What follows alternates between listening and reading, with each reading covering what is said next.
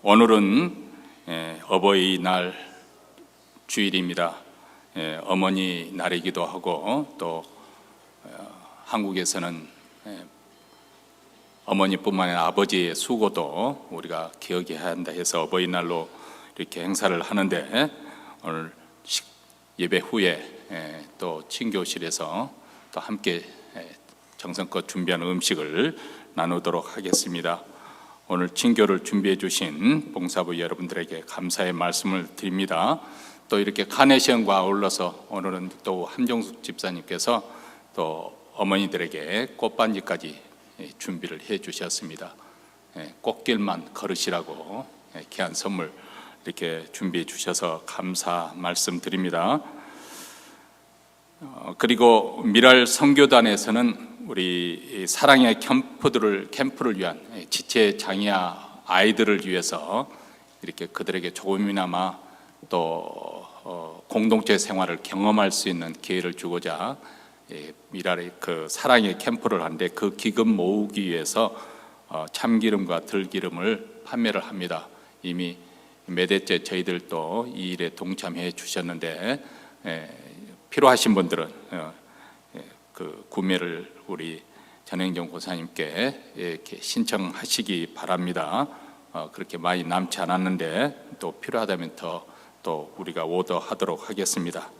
이제 우리 다 함께 사도신경으로 우리의 신앙을 하나님 앞에 고백하심으로 5월 14일 주일 예배 우리 하나님께 드리겠습니다.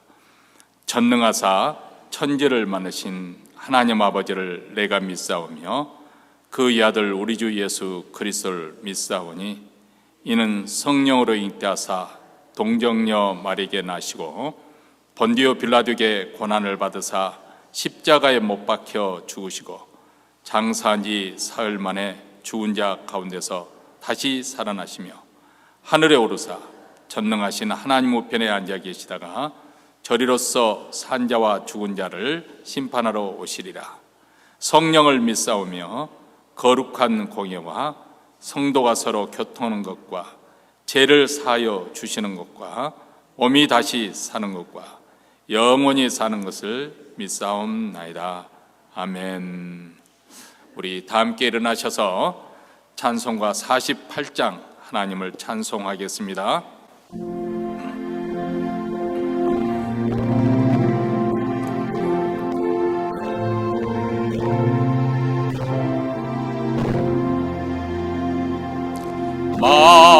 만유의 주제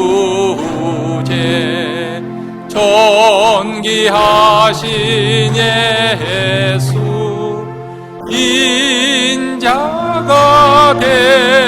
되신 주 하나님, 나 사모하여 영원히 섬길 내 영광 대신 주로다.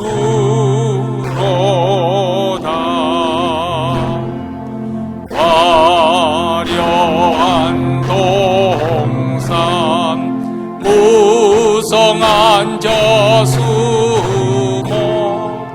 아름답고 묘하다. 순결한 예수 더 아름다운 봄 같은 기쁨 주시네.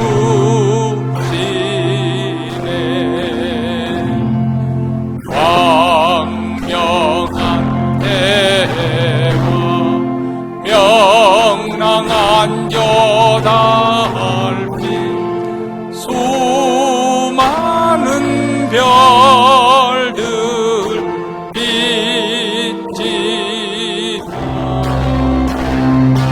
주 예수 빛은 더 찬란하여 잠비교 알 수 없도다.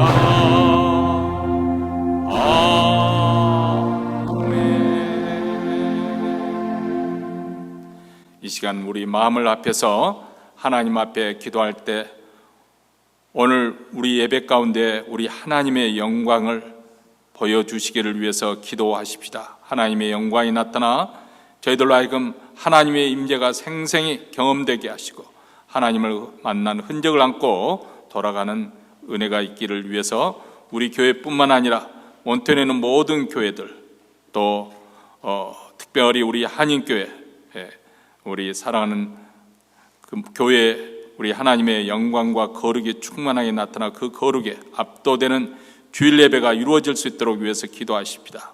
오늘은 또 이렇게 어버이 주일을 맞이하여 또 자녀들을 위해서 희생하시는 어려운 어머니의 사랑과 또 가정을 위해서 수고하시는 우리 아버지의 그 수고에 대해서 기억하고 또 하나님께서 이들을 통해서 하나님의 은혜와 사랑을 경험하게 하신 우리 하나님을 찬송하며 저들의 평강과 또 위로하심이 함께하기를 세계 모든 부모님들에게 특별히 어머니에게 위로하심이 있기를 위해서 기도하십시다. 또 마지막으로 우리 자신의 가정 기도 제목을 하나님 앞에 아뢰십시다. 우리 하나님께 영광을 돌려드리며 또 우리 가정에 필요한 기도 점에 응답하여 주시기를 우리 자녀들을 축복하며 우리 후손들을 또 축복하며 기도하시고 또 우리의 노후의 삶과 우리의 장래에 소망하는 바를 하나님께 아뢰며 기도하십니다. 특별히 또 우리 가운데는 상을 만난 아들을 잃어버린 상을 만난 가정도 있고 또 병원에 수술하시고 또 회복을 기다리는 분들 계시고 또 암투병 하고 있는 분들 여러 병석에 계신 분들이 계십니다. 오늘 또 우리 하나님의 위로하심과 치료하심과 함께하심이 충만하게 나타나게 하여 주시기를 위해서 기도하십시다. 그리고 계속해서 또 어려운 공경 가운데서 어려운 위기 가운데서 또 경제적으로나 가정적으로 위기를 만난 성도들을 우리 하나님 오늘 또 치유하시고 회복시켜 주시는 은혜 하나님의 자비로우심과 은혜를 경험하는 주일 예배가 이루어질수록 다 함께 통성으로 기도하겠습니다. 자비로우시고 은혜로우신 하나님 아버지 오늘 또 그리스도의 피를 힘입어 은혜의 보좌 앞에 나와 하나님의 이름을 부르며 찬송하며 영광을 돌려드립니다. 우리가 드리는 이 예배 가운데 우리 하나님의 영광이 나타나 저희들을 압도하여 주시옵시고 그 거룩한 빛의 아버지 안에 사로잡히는 축복된 시간이 되기를 원합니다. 몬테네는 모든 교회들 특별히 우리 한인교회 하나님의 영광과 거룩의 아버지에 선타서 저희들을 압도하여 주시옵시고 하나님의 임재가 생생하게 느껴지는 주일 예배가 이루어질 수 있도록 우리 하나님의 만난 흔적을 안고 돌아가는 주일 예배가 되기를 간절히 원하고 기도하오니 주여 주의 영광을 알게 하여 주시옵소서. 하나님의 얼굴을 그 영광의 얼굴빛을 비춰 우리 마음속에 모든 어둠의 역사를 쫓아내어 주시기를 원합니다.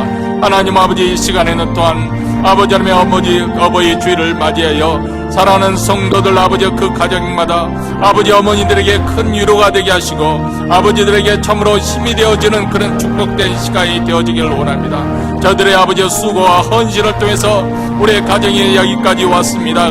감사합니다. 저들의 사랑을 통해서 저희들의 아버지 하나님 또 아버지의 섬김을 통해서 하나님의 인내하심을 경험하게 하신 우리 하나님 이제 아버지 저들의 남은 여생을 주께 위로하여 주시옵시고 아버지의 평강 가운데 그 길을 평탄하게 하여 주시옵기를 원합니다.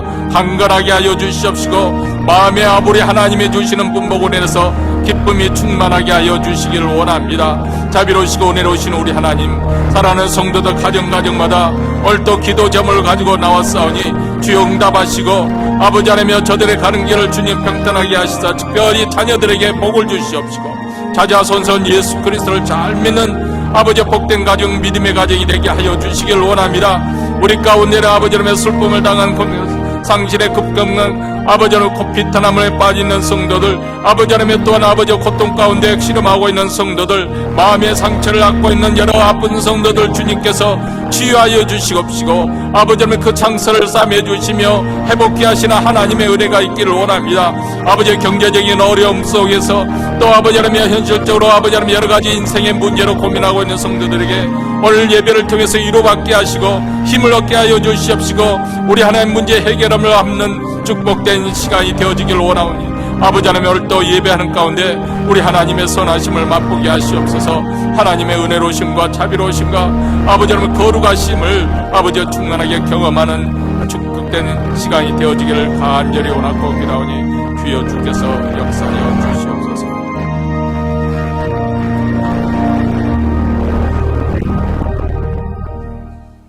하늘에 계신 우리 아버지여, 이름이 거룩히 여김을 받으시오며 나라 임하옵시며 뜻이 하늘에서 이룬 것 같이 땅에서도 이루어지이다. 오늘날 우리에게 일용할 양식을 주옵시고 우리가 우리에게 죄인 자를 사하여 준 것 같이 우리 죄를 사하여 주옵시고 우리를 시험에 들게 하지 마옵시고 다만 악에서 구하옵소서. 대개 나라와 권세와 영광이 아버지께 영원히 싸움나이다. 아멘. 이제 하나님 말씀 보겠습니다. 하나님 말씀은 룻기서 1장 11절부터 18절 말씀, 우리 다 같이 한 목소리 읽습니다. 나오미가 가로되 내 딸들아 돌아가라. 너희가 어찌 나와 함께 가려느냐? 나의 태중에 너희 남편될 아들들이 오히려 있느냐? 내 딸들아 돌이켜 너희 길로 가라. 나는 늙었으니 남편을 두지 못할지라. 가령 내가 소망이 있다고 말한 듯 오늘 밤에 남편을 두어서 아들들을 생산한다 하자. 너희가 어찌 그것을 인하여 그들의 자라기를 기다리겠느냐? 어찌 그것을 인하여 남편 두기를 멈추겠느냐? 내 딸들아 그렇지 아니하니라. 여호와의 손이 나를 치셨으므로 나는 너희로 인하여 더욱 마음이 아프도다. 그들이 소리를 높여 다시 울더니 오르바는 그 시모에게 입맞추되 룻은 그를 붙잡았더라. 나오미가 또 가로되 보라, 내 동서는 그 백성과 그 신에게 돌아가나니 너도 동서를 따라 돌아가라. 룻이 가로되 나로 어머니를 떠나며 어머니를 따르지 말고 돌아가라 강권하지 마옵소서. 어머니께서 가시는 곳에 나도 가고 어머니께서 유숙하시는 곳에 나도 유숙하겠나이다. 어머니의 백성이 나의 백성이 되고 어머니의 하나님이 나의 하나님이 되시리니 어머니께서 죽으시는 곳에서 나도 죽어 거기 장사될 것이라. 만일 내가 죽는 일 외에 어머니와 떠나면 여호와께서 내게 벌을 내리시고 더 내리시기를 원하나이다. 어머니가 룻의 자기와 함께 가기로 굳게 결심할만 보고 그에게 말하기를 그치니라. 아멘. 우리가 불편함이 없이 별 불편함 없이 살고 있다면 그 누군가의 희생이 있기 때문에 가능한 것이고, 우리가 쾌적한 환경에서 살고 있다고 한다면 누군가가 우리를 대신해서 수고를 해 주셨기 때문이고, 우리가 따뜻한 밥 한 그릇이라도 즐기고 있다고 한다면 누군가의 섬김이 있기 때문에 가능한 것이죠. 그 누군가가 바로 우리 어머니이십니다. 어머니들의 희생과 사랑. 오늘은 어버이 주일이자 또 어머니 날이기도 하는데, 이 희생과 섬김의 삶을 살아오신 우리 부모님에게서 우리 하나님께서 위로와 평강을 주시기를 축복합니다. 올해 2월 22일을 대한민국 통계청이 발표한 숫자 하나에 온 세상이 놀랐습니다. 세상이 놀랄 것까지는 없었지만은 아주 외신에 떠들썩하게 이렇게 뉴스를 탔었죠. 그것은 대한민국이 2022년 합계 출산율이 0.78명이라는 기사였습니다. 그 뜻은 무엇이냐면 가임기, 임신을 할 수 있는 한 여성이 평생 동안 낳을 것으로 기대되는 아이의 숫자가 한 명이 못 되는 0.78명이라는 그런 이야기입니다. 한 국가가 이민 없이 외국으로부터 유입되는 인구 없이 자체적으로 그 인구가 유지되려고 한다면 평균적으로 2.1명 그렇게 합계 출산율이 넘어야 되는데 지금 대한민국은 1%도 안 된다는 것입니다. OECD 국가 중에서 1% 미만으로 떨어진 국가는 한국이 유일하다고 합니다. 그래서 이 한국의 합계 출산율이 외신마저 깜짝 놀라고 전 세계로 뉴스로 보도된 것이겠죠. 이것은 단순히 놀라만한 그런 숫자와 통계의 숫자가 문제가 아니라 어떻게 보면 한 국가의 전망이 달려있는 그런 중차대한 그런 문제입니다. 그래서 대한민국 정부에서도 이를 위해서 많은 대비책을 가지고 하는 문제겠습니다만은 사실 이게 일방적으로 결혼하도록 그렇게 강요할 수도 없는 것이고 아기를 꼭 낳아야 한다 법으로 제정할 수도 없는 문제이기 때문에 문제 해결이 쉽지는 않아 보입니다. 근데 문제의 본질, 그 밑바닥에 있는 문제의 본질은 무엇이냐면 사실 우리 아이들이 자라서 장성하면 연애하게 되고, 그리고 연애하다 보면 마음이 서로 좋아서 결혼을 하게 되고, 결혼하게 되면 아이를 낳게 되는 이런 과정, 한마디로 생애 모델 과정이 완전히 붕괴가 되어졌다는 사실입니다.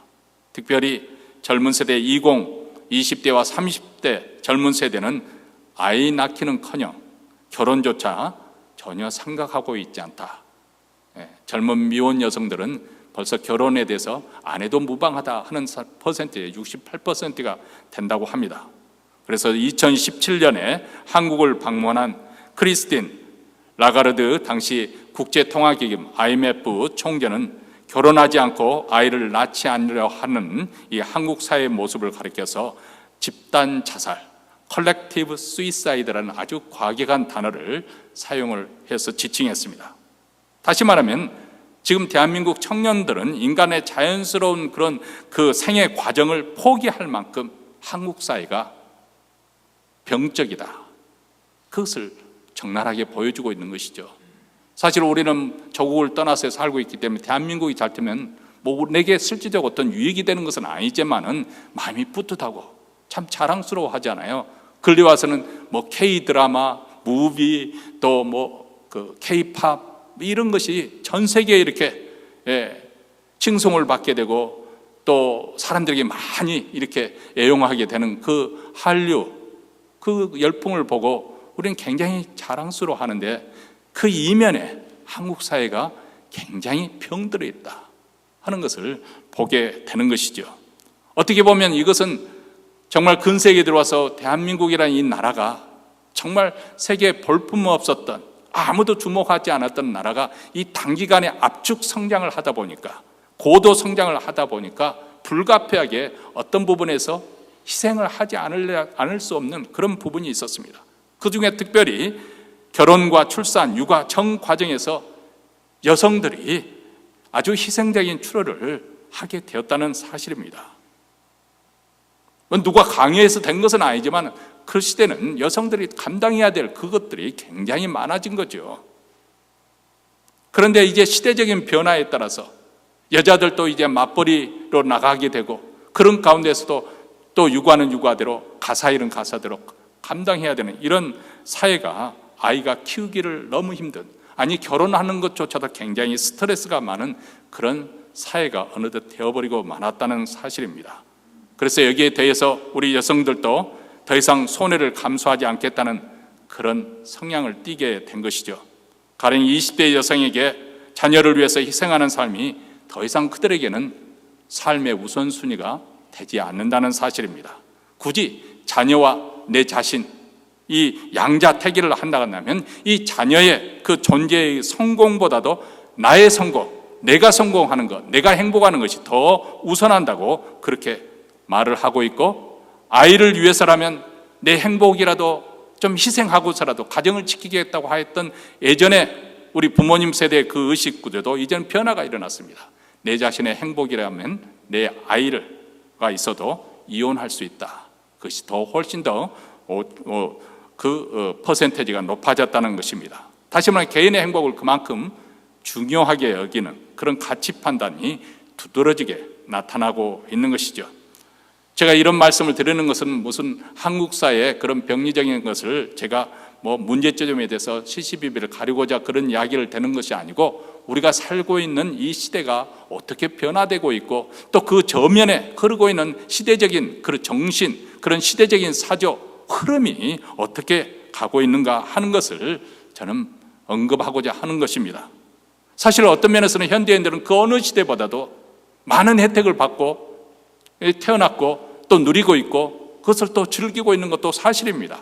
또 그 어느 시대보다도 우리는 교육도 많이 받았고 또 엄청난 정보, 지식을 가지고 또 기술을 누리고 있는 것도 사실입니다. 그렇기 때문에 더 이상 내 자신의 권한과 또 어떤 권리에 대해서 자기 주장을 할 줄도 알고 그것을 지킬 만큼 똑똑하고 아주 영악한 것이죠. 더 이상 손해를 보지 않고 살겠다. 내가 다른 사람에게 해를 주지도 않겠지만은 그렇다고 해서 내가 남에게 해를 받는 거 극도로 싫어하고, 만약에 그렇게 손해보는 그런 선택과 판단을 한다면 그것은 정말 어리석은 것이고 바보짓이라고 생각하는 것이죠. 이런 시대적인 영향을 받아서인지 교회에서도 사실 예전처럼 하나님께 전적으로 항복하고 헌신한다든지 섬김과 봉사한다든지 또 자기 부인과 자기 십자가를 지고 가는 그런 십자가의 도에 대해서 그런 용어를 사용하는 것에 대해서 점차적으로 꺼려하는 그런 성향이, 그런 경향이 생기게 되었습니다. 그 대신에 축복, 기도의 응답, 건강, 그리고 장수, 그리고 믿음의 승리, 이런 것들이 믿음의 좋은 결과이냐 언급되고 있는 것도 현실입니다. 다시 말하면 우리 시대에는 고통이라는 것, 또 희생한다는 것, 그것이 굉장히 거부반응을 일으키게 하고 부자연스러운 것으로 받아들이고 있고, 반면에 내가 안락하고 행복하게 살고 성공하고 그리고 물질적인 축복을 누리는 것을 당연하게 여기는 그런 시대에 우리가 살고 있습니다. 이런 시대적인 상황, 이런 시대적인 의식 구조, 이런 속에서 우리가 주님을 쫓아간다고 산다는 것은 어떻게 보면 좁고 협착한 길이 될 수밖에 없는 것이죠. 근데 오늘 말씀에 보면 바로 모압 여성이었던 룻이 이 좁은 길을 선택했습니다. 그것은 타인에게 조금 자기가 가지고 있는 것을 나누겠다는 그런 손해 보는 정도, 양보하는 정도가 아니라 자신의 인생 전부를 희생하기로 하는 것이죠. 사실 룻이라는 이 여성도 어릴 적에는 부모의 사랑과 동기간의 우애 속에서 자랐을 것입니다. 결혼할 때는 나름대로 행복을 꿈을 꾸었을 것입니다. 비록 남편과 일찍 사별을 했지만은 그러나 그녀가 행복을 포기하기엔 너무나도 젊은 나이입니다. 그런데 아무런 대가가 보장되지 않는 그런 길에 자신의 남은 생을 바치려고 결심한 것이죠. 홀로 된 시어머니, 그것도 타국 땅에 가는데 그 길을 따라가기로, 그 시어머니에 충성하기로 자원해서 결단했습니다. 누가 강압해서 그렇게 한 것이 아니죠. 과연 롯은 왜 그런 좁은 길을 선택한 것일까요? 오늘날 현대인들의 입장에서 보면 정말 어리석고 바보 같은 그런 선택이 아니겠습니까? 그렇다면 룻은 무엇으로 하여금 그렇게 누구의 강요가 아니라 자발적으로 그 길을 선택하게 한 것일까요? 우리 주님도 사실 좁은 길을 선택하고 가셨습니다. 우리를 위해서 십자가를 지시기로 어떤 광요에 의해서, 강압에 의해서 이루어진 것이 아니라 스스로 결심하고 그 길로 가셨습니다. 그리고 죽은 지 3일 만에 주님께서는 다시 부활하셨고 승천하시고 영광의 주가 주셔서 만일을 자기에게 이끌겠노라. 그래서 구원의 길을 주께서 허락해 주셨습니다. 이것을 두고 예수님께서는 이렇게 말씀하셨습니다. 요한복음 12장 24절에서 내가 진실로 진실로 너희에게 이르노니 한 알의 밀이 땅에 떨어져 죽지 아니하면 한 알 그대로 있고 죽음의 많은 열매를 맺느니라. 여러분, 사실 우리 기독교의 진리는 곰곰이 생각하면 생각할수록 이 세상들의 상식적인 것을 벗어나는 참으로 모순적이고 역설적인 것이 많이 있습니다. 이 말씀도 그렇습니다. 우리가 얻고자 할 때 잃게 될 것이고 잃게 되고자 할 때 오히려 얻게 될 것이라는 이런 역설을 말씀을 해주고 있습니다.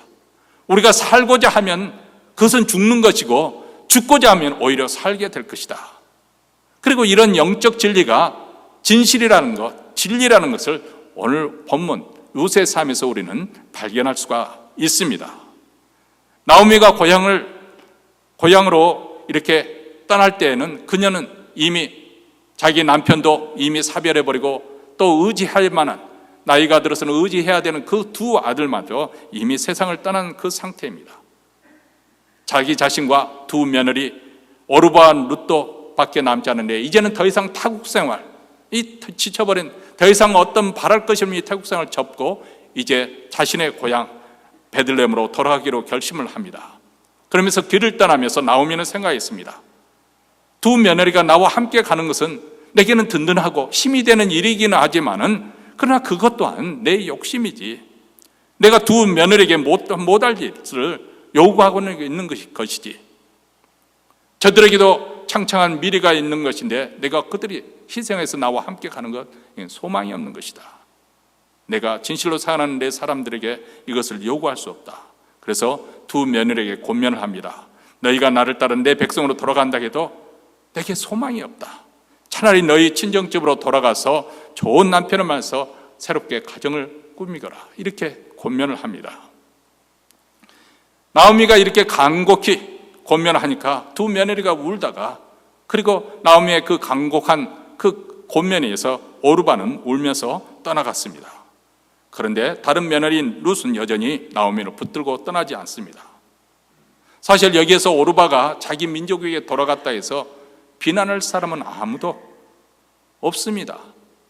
정말 지극히 정상적인 상식적인 선에서 생각한다면 오르바가 선택한 것은 지극히 올바른 것이죠. 그리고 이미 나오미의 입술을 통해서 룻과 오르바가 자신과 자신의 아들들에게 이미 충분히 인애를 베풀었다고 그렇게 1장 8절에서 언급을 하고 있습니다. 나오미가 두 자부에게 이르되 너희는 각각 어미의 집으로 돌아가라. 너희가 죽은 자와 나를 선대한 것 같이 여호와께서 너희를 선대하시기를 원하며, 이렇게 말합니다. 너희들이 이미 나에게 충분히 선대하였기 때문에 여호와께서 너희 길을 축복하기를 원한다 하면서 그들을 돌아가라고 이렇게 요청을 합니다. 그자 두 며느리가 소리 높여서 울었습니다. 나오미에게 아니니이다. 우리는 어머니와 함께 어머니의 백성에 돌아가겠나이다. 사실 그런데 이 홀로 되는 과부인 나오미를 쫓아서 두 과부가 쫓아간다는 것 소망이 없는 것을 의미하는데, 이런 상황에서 시어머니 공고대로 떠난다고 해서 아무도 그것을 나쁘다고 평가할 사람은 없을 것입니다. 그래서 오르바는 울면서 자기 길을 간 것이죠. 룻도 얼마든지 그 오르바처럼 선택할 수 있었습니다. 그런데 공궁에 빠진 나오미를 그냥 놔두고 떠날 수가 없어서 꼭 그렇게 해야만 했던 것도 아님에도 불구하고 자발적으로 나오미와 함께 하기로 결심한 것입니다. 왜냐하면 이제 홀로 남겨진 이 시어머니의 그 텅 빈 인생을 채워줄 사람은 나밖에 없다고 그렇게 생각한 것이죠. 그래서 어떤 제도나 어떤 체제나 어떤 관습이나 풍습에 의해서 마지못해 그렇게 한 것이 아니고 순전히 인애의 마음으로, 긍휼한 마음으로, 사랑의 마음으로 공궁에 빠진 나오미에게 끝까지 함께하기로, 충성하기로 결심한 것이죠. 성경에서는 이 룻의 마음을 가리켜서 헤세드라고 그렇게 표현을 합니다. 이 히브리 말 헤세드라 말은 구약 성경에서 하나님의 언약이라는 이 개념과 아주 밀접한 관계에 있는 그런 단어입니다. 하나님께서 이스라엘 백성들을 신실하게 돌보시고 지켜주시고 그들의 삶을 책임져 주시는 것은 바로 이스라엘과의 백성과 맺었던 언약에 근거합니다. 나는 너희 하나님이 될 것이고 너희는 내 백성이 될 것이다. 하나님께서 그들의 하나님이 되셨으므로 그들을 지켜주시고 보호해 주시고 그들의 길을 선한 길로 인도하시는 것이죠. 그래서 하나님의 백성들이 고통을 당할 때 하나님께 구원을 요청하면 우리 하나님은 그들에게 은혜를 베풀어 주십니다. 그래서 룻기서에서 헤세드라고 하는 것은 어떻게 보면 선대, 은혜, 인애, 사랑 이런 말로 번역을 할 수가 있는데, 특별히 자기 자신보다도 다른 사람의 유익을 위해서 뭔가 베풀 때 이 단어를 사용하고 있습니다. 다시 말하면 비이기적인 행동을 할 때 헤세드라는 단어를 사용합니다. 근데 이스라엘 백성들에게는 하나님의 백성으로서 하나님의 헤세드, 즉 하나님의 보호와 사랑, 축복의 놀라운 특권을 주어졌지 않습니까? 그런데 동시에 그들이 하나님의 백성으로 언약을 맺음으로 따라서 그들에게도 요구되는 책임이 있고 의무가 있습니다. 그것은 무엇이냐면 바로 내 이웃을 사랑하라는 주님의 중요한 계명입니다. 내 이웃을 사랑하라. 내 집에 있는 남종이나 여종에게 은혜를 베풀라. 여행객이나 나그네들, 사회적인 약자들에게 긍휼한 마음으로 자비를 베풀라. 왜냐하면 그들이 하나님의 은혜를 입었기 때문에 그 은혜 안에서 맺어진 신앙의 공동체 중에서도 특별히 소외된 사람들, 연약한 사람들, 약한 자들을 보호해주고 지켜주라는 것입니다. 하나님께서 그들의 삶에 그들에게 베푸신 이 헤세드 사랑을 그들이 입었기 때문에, 그래서 헤세드는 하나님을 믿는 이 믿음의 공동체 안에서 자발적으로 그 사회적인 약자가 공경에 빠졌을 때 강한 자가 자발적으로 보여주는 충성과 사랑을 의미합니다. 여러분, 우리가 룻기서를 쭉 읽어보면은 이 헤세드 사람들이 등장을 하죠. 그것은 룻이, 바로 오늘 본문에 등장하는 룻이 홀로 남은 나오미에게 헤세드를 베푸는 것입니다. 그리고 나중에 보면 룻의 남편이 될 이 보아스라는 사람이 등장을 하는데 이 보아스는 이방인 룻에게 헤세드를 또 베풉니다. 그들이 꼭 그렇게 해야 될 어떤 사회적인 압력과 요구가 있어서 그런 것은 아닙니다. 나오미는 남편과 두 아들을 상실하고 쓸쓸히 고국으로 돌아가는데 아무도 돌봐줄 수 없는 그녀를 보고 룻은 그를 불쌍히 여기는 마음 가운데, 궁일이 여기는 마음 가운데 자원을 한 것이죠. 그렇기 때문에 룻의 인애와 충성심은 이미 발길을 돌려서 떠난 오르바와 대조되어서 더욱 빛을 발하고 있어요. 오르바의 선택이 잘못됐다는 것은 아니에요. 그렇지만 자발적으로 헤세드를 베풀기로 결심한 룻의 그 선택이 더욱 빛나 보인다, 그 말입니다. 그리고 그 길은 아무나 그 길을 가는 것이 아니고 하나님의 은혜를 입은 사람들, 하나님의 헤세드를 경험한 사람들이 선택하는 길이기도 합니다. 헤세드 사람은 한마디로 이런 신앙의 비밀을 안고 살아가는 사람을 말합니다. 그렇기 때문에 세상 사람들이 이해할 수 없는, 세상 사람들이 보기에는 어리석어 보이고 멍텅구리거리는 선택을 하고 사는 그런 경우가 있는 것이죠. 우리가 룻의 선택을 이해하려면 이 신앙의 신비를 이해하지 않고서는 우리가 알 수가 없는 것입니다. 그것은 헤세드의 그것을 받아 누린 사람들만이 할 수 있는 선택이기 때문에 그렇습니다.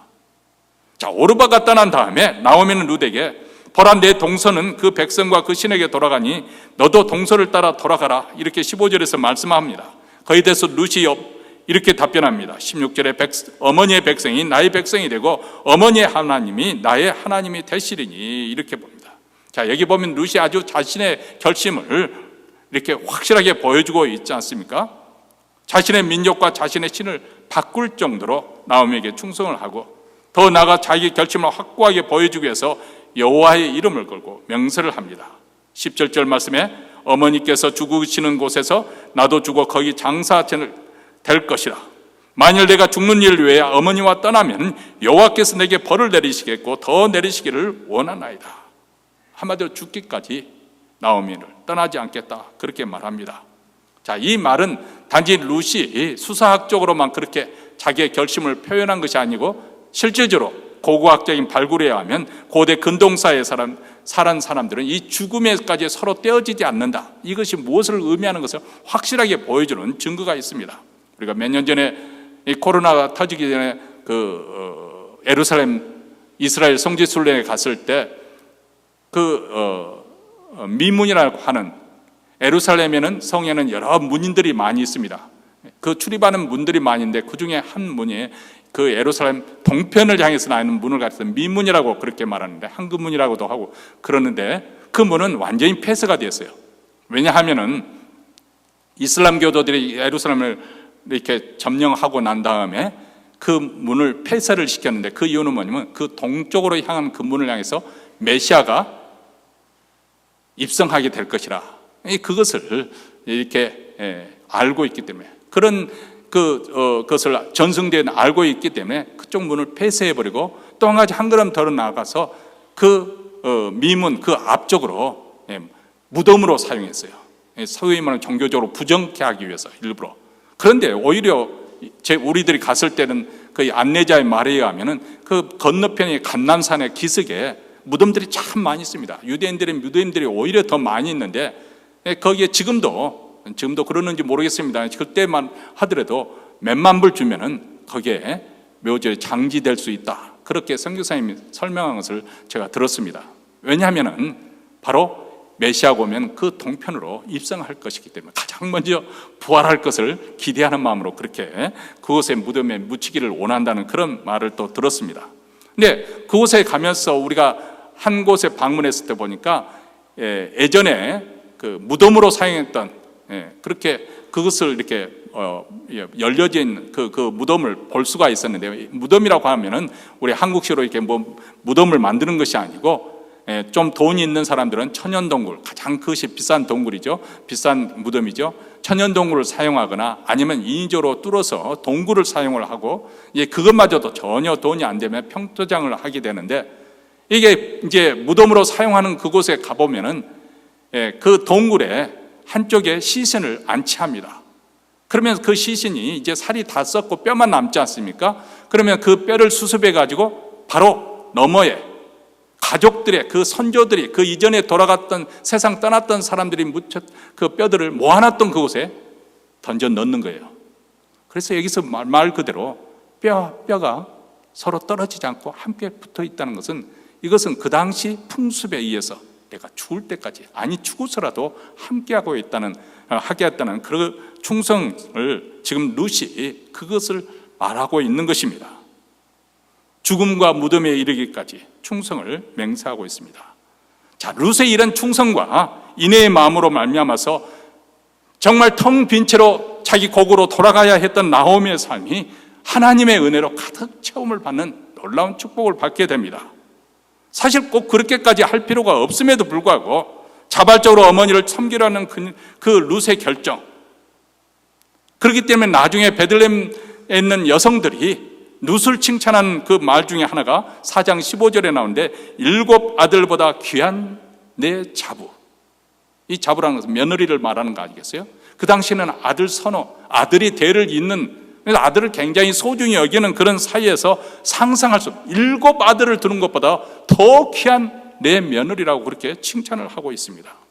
왜냐하면 룻이 그 시어머니에게 자기 삶을, 생애를 내어 던졌기 때문에 아주 위험한, 아주 모험적인 그런 헌신이었습니다.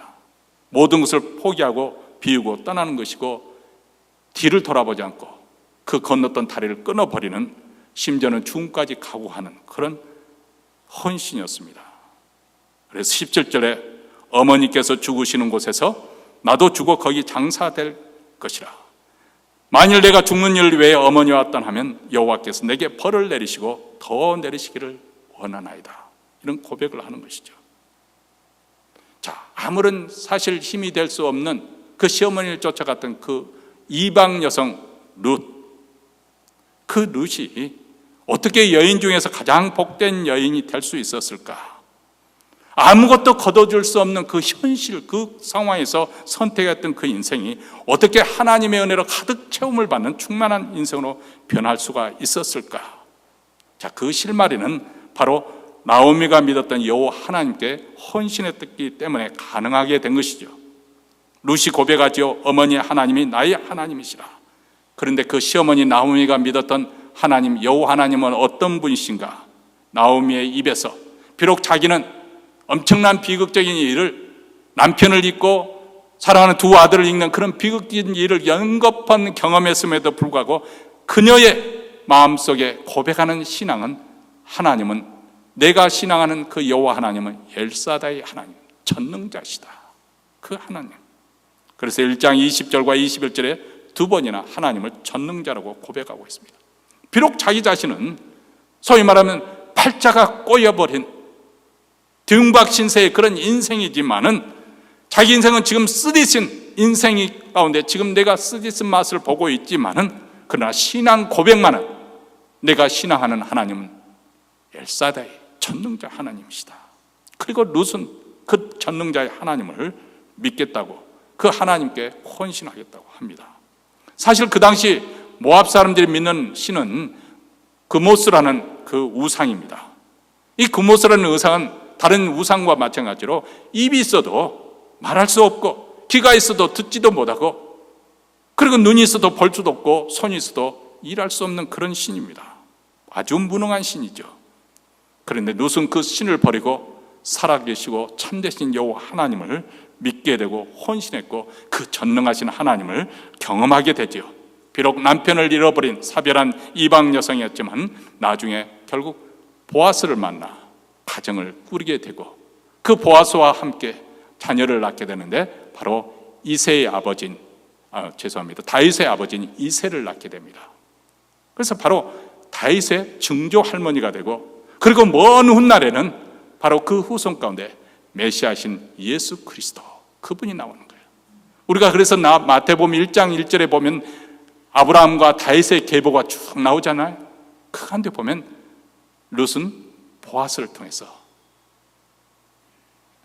그 이새를 낳는 그 계보가 기록이 되어 있습니다. 참 우리가 마태복음 1장에 보면 아주 그 계보가 특이합니다. 거기에는 많은 여성들이 이렇게 자식을 낳는데 일조를 했겠지만은 특별히 세 여성이 이름이 등장해요. 근데 그 세 여성이 다 외국인이라는 사실을 여러분 아십니까? 예수님의 어머니 마리아를 제하고 다 외국인이에요.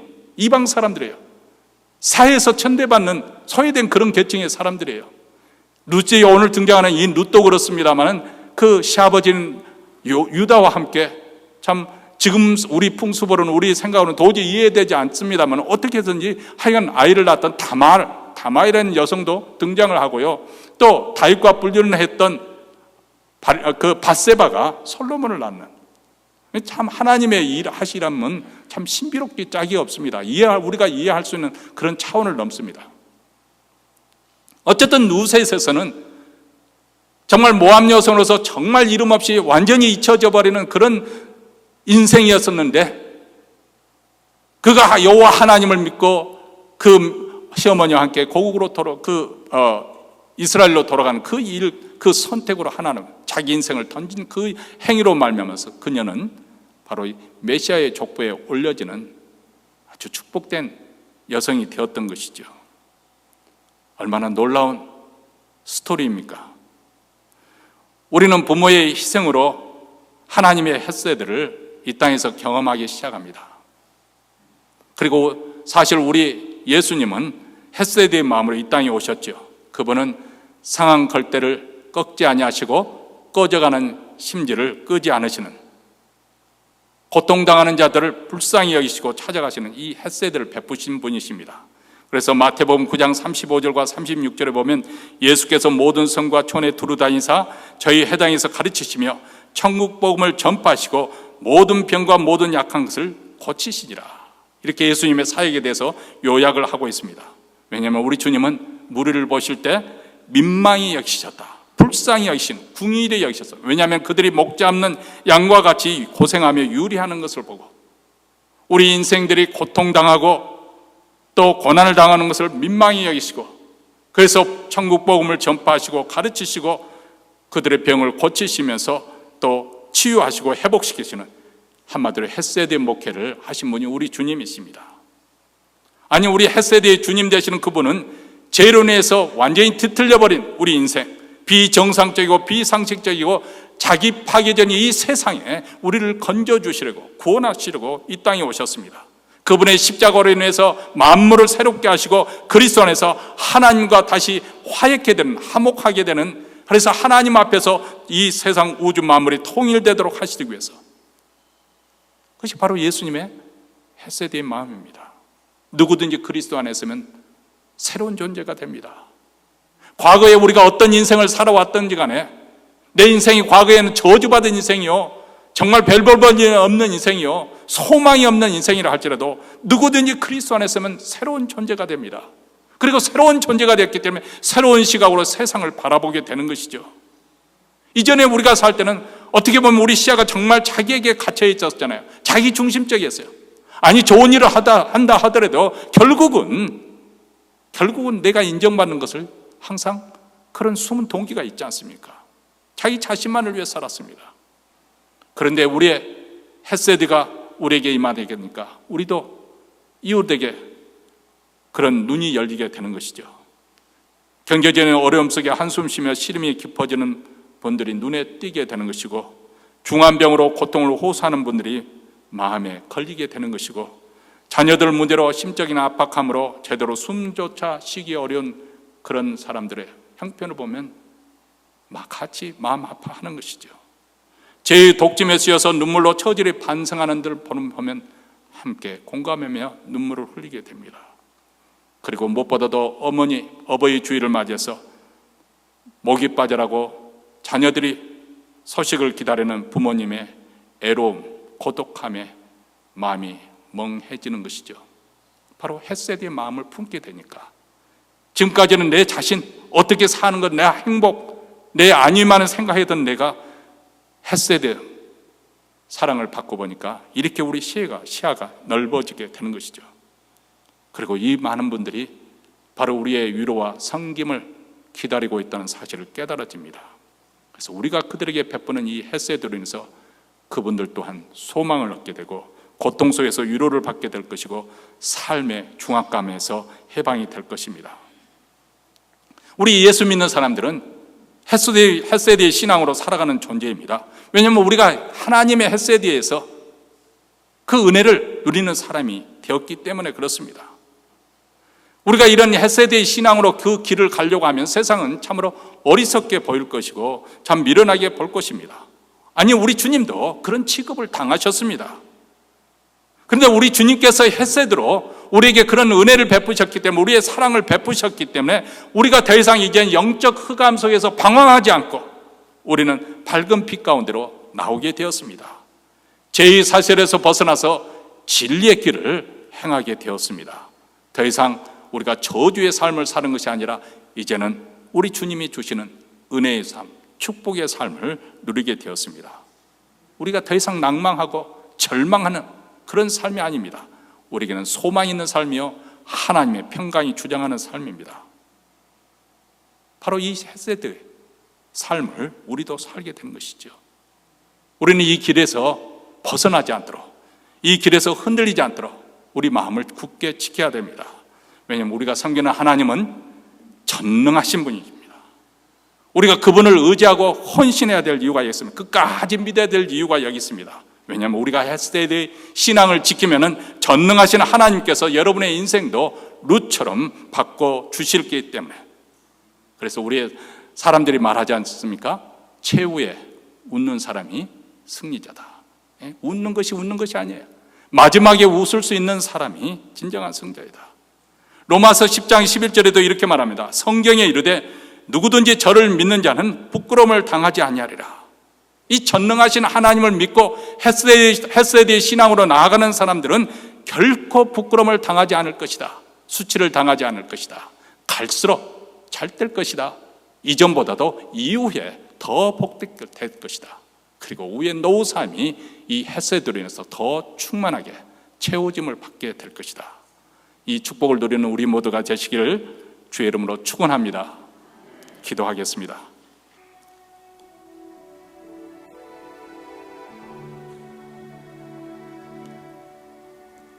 사랑하는 성도 여러분, 우리가 하나님의 은혜 헷세드를 누리기 전에 우리는 어떤 존재였습니까? 사실 우리는 영적 흑암에서 방황하고 패하며 저주의 삶을 살았었고 절망과 낙심 가운데 살았었습니다. 그런데 우리 주님의 헷세드가 임함으로 더 이상 우리가 죄의 사슬에서 묶이지 않냐고 밝은 진리의 길로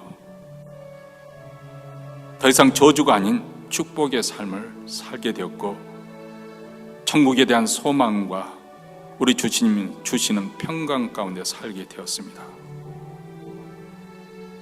우리 주님께서 우리에게 이렇게 헷세드의 삶을 주심으로 이 은혜를 받은 자마다 누구든지 헷세드의 인생을 살게 되는 줄 믿습니다.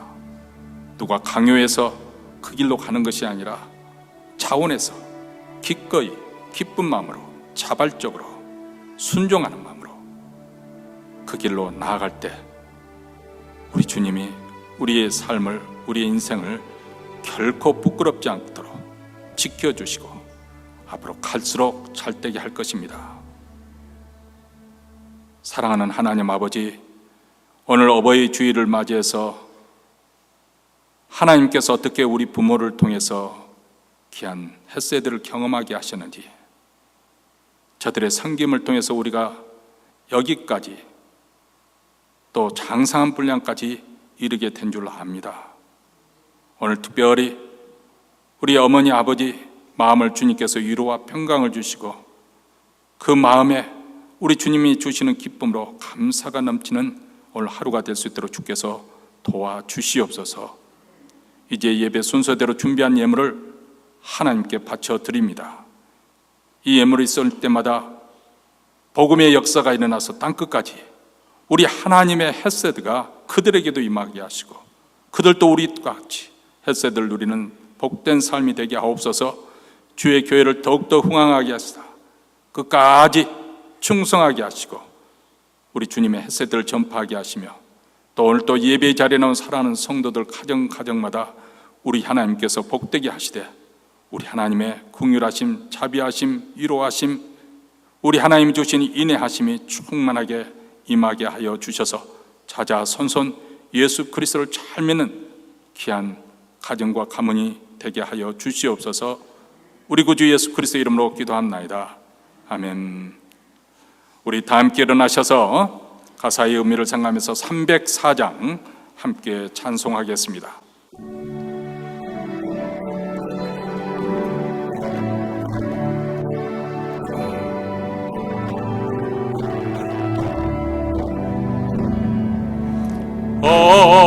어머니의 넓은 사랑 귀하고도 귀하다. 그 사랑이 언제든지 나를 감싸줍니다. 내가 울 때 어머니는 주께 기도드리고 내가 기뻐 웃을 때에 찬송 부르십니다. 아침 저녁 읽으시다. 이의 성경책 손대나 구절마다 모습 본 듯합니다. 믿는 자는 누구든지 영생함을 얻으리. 예워주신 귀한 말씀 이제 힘이 됩니다. 홀로 괴로울 때 헤매다가 지칠 때 부르시면 전국선 귀에 살아옵니다. 반석에서 샘물나고 황무지가 꽃피니 예수님과 동행하면 두려울 것 없어라. 온유하고 겸손하며 올바르고 굳세게 어머니의 뜻받들어 보람있게 살리다. 풍파 많은 세상에서 선한 싸움 싸우다 생명신에 흐르는 곳 길이 함께 살리라. 이제는 우리 구주 예수 그리스도의 은혜와 하나님 아버지의 무한하신 사랑과 성령의 교통하심이 오늘 하나님의 햇새들을 경험한 성도들이 햇새들의 삶을 살고자 다짐함이 절단하는, 특별히 어버이 주일을 만난 우리 부모님들 모두에게 영원토록 함께할지어다. 아멘.